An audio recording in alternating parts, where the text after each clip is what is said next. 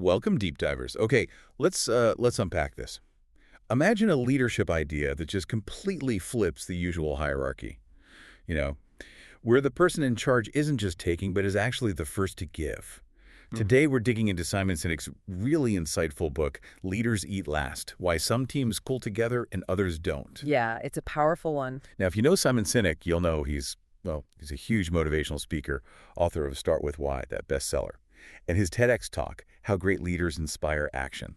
It's actually one of the most viewed ever on TED.com. He just has this way of cutting through the noise, getting to the heart of inspiration and strong organizations. He really does. He simplifies complex ideas very effectively. So our mission today really is to pull out the key nuggets from Sinek's work. We want to understand why some teams just click, they pull together so well, while others, well, they just seem to flounder. And crucially, whether you lead a team, you're part of one, or you're just observing how you can use these insights. We're aiming for real practical takeaways here. And Sinek, well, he doesn't waste any time getting right to it. What's so fascinating is the image he starts with. It's immediate, it's powerful. He kicks off the book talking about the U.S. Marine Corps. Picture this, chow time. The most junior Marines, they eat first, always. Then the more senior guys and the leaders, they eat last. Last in line. Exactly. And this isn't just like a nice tradition. Sinek uses it to make an immediate point. It's his gut punch insight. Real leadership starts with giving, not taking. Even giving up your own meal if things are tight. If food's scarce, it's the leaders who go without, not the troops. It just instantly flips that whole top-down pyramid idea, doesn't it? It's such a clear, tangible example of self-sacrifice. It really sets the stage perfectly for everything else, he argues.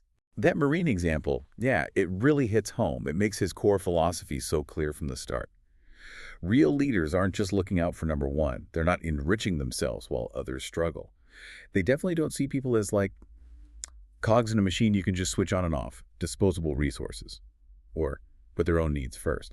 But, okay, so if it's not just about profit or getting ahead personally, what is the main job of a leader, according to Sinek? Because, a lot of people just say drive results. And that's where he challenges that conventional thinking. Sinek argues the primary role, the real job, is stewardship. It's about focusing on the well-being of your people.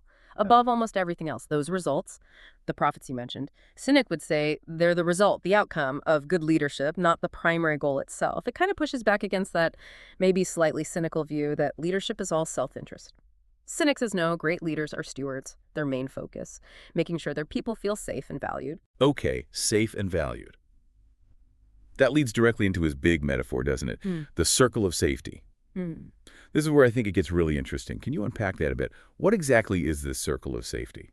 Absolutely. The circle of safety. Think of it as this environment, this sort of protective bubble that leaders have to build around their people. It shields them from dangers both, internal, like office politics, fear of speaking up, fear of failure, and external threats, too, like market pressures or competitors. And its purpose is vital. When people feel safe inside the organization, they can actually focus their energy outward, dealing with those external challenges together. Ah, okay. So it's like building strong walls so the people inside can focus on the world outside instead of fighting fires internally. Precisely. When that internal security is there, people feel free to push boundaries, to take calculated risks, and most importantly, to collaborate effectively, to pull together. Sinek actually argues that a company's real strength, its endurance, it doesn't come mainly from products or services. It comes from how well its people work together within that circle. It's like an internal advantage.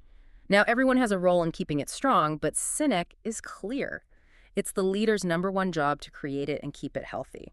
He has that great quote, it is not the genius at the top giving directions that makes people great. It is great people that make the guy at the top look like a genius. The leader creates the space for that greatness. I like that quote. Yeah, flips the script again. Yeah. The leader isn't the genius. The leader enables the genius in others. That brings us nicely to Sinek's key leadership principles, starting with what he calls Job number 1, prioritize safety and trust. How does a leader actually do that, provide that cover, especially when, like Sinek says, it might mean sometimes having to, break the rules? That's a really good question because, there's a tension there. Sinek says the leader's prime job is to protect their people, give them cover while they take risks. So actively shielding them from, let's say, unnecessary blame or fallout, even if the leader has to absorb some of that risk themselves. And that breaking the rules bit, It's not about being unethical. It's more about moral courage. It means sometimes prioritizing the human need, the team's well-being, over a rigid policy that maybe doesn't make sense in that specific situation. It's about doing the right thing for the people, even if it bends a rule. Okay, but how do people know their leader will actually step up like that? How do they get that confidence, that feeling they can rely on that protection, even when things get tough? Yeah, that's the million-dollar question, isn't it? And the answer Sinek gives is simple but profound. Trust. He uses this great analogy. He says, trust is like lubrication for machinery. Without it, everything just grinds to a halt. Friction everywhere. When people trust their leaders, then they feel safe enough to innovate, to admit mistakes, to be vulnerable, to really commit. Without trust, that circle of safety just evaporates. The whole system breaks down. It's absolutely fundamental. Trust is the lubrication. Got it. And that leads to another really crucial point Sinek makes. Never forget your people are real, statistics are not. I think we've all seen places where people feel like numbers on a spreadsheet, right? What's the danger there from Sinek's view? Well, the danger is huge. Sinek sees it as fundamentally misunderstanding where your organization's true strength comes from. For way too long in a lot of places, people have been treated like line items, like disposable assets you can just adjust based on the quarterly numbers.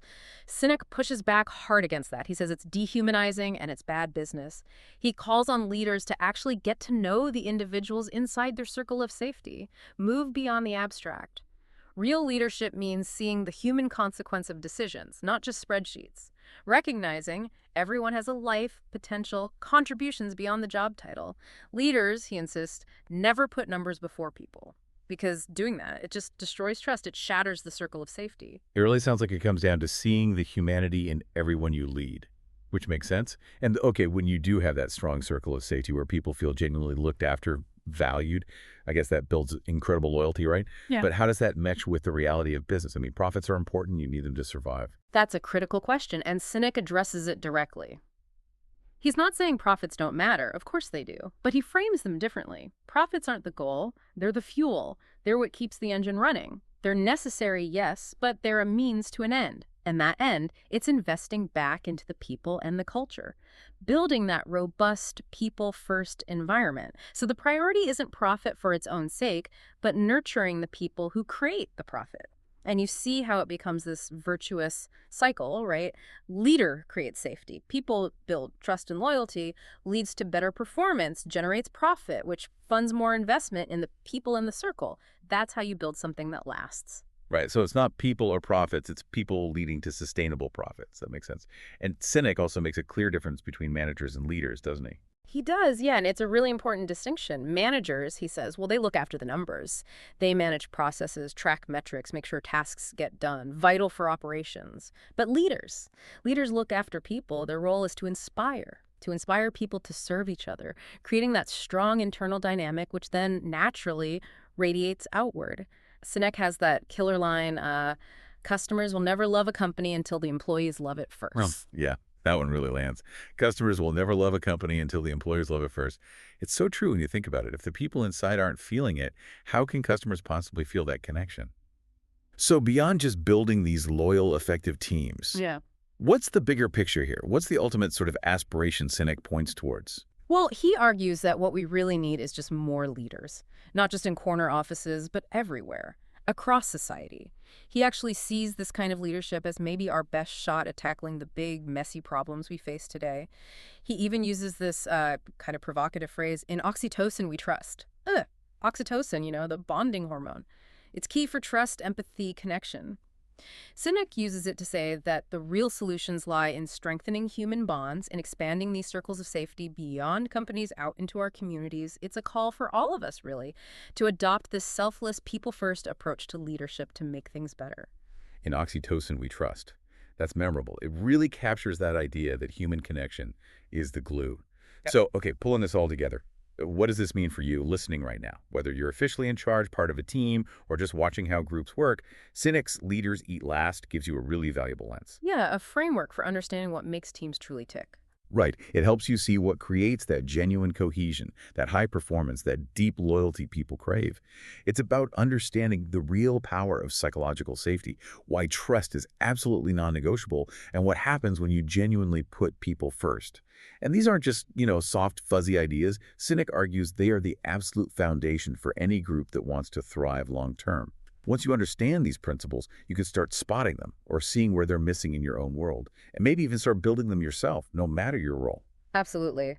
At the end of the day, Leaders Eat Last really hammers home one core idea. Leadership, true leadership, is about selfless stewardship.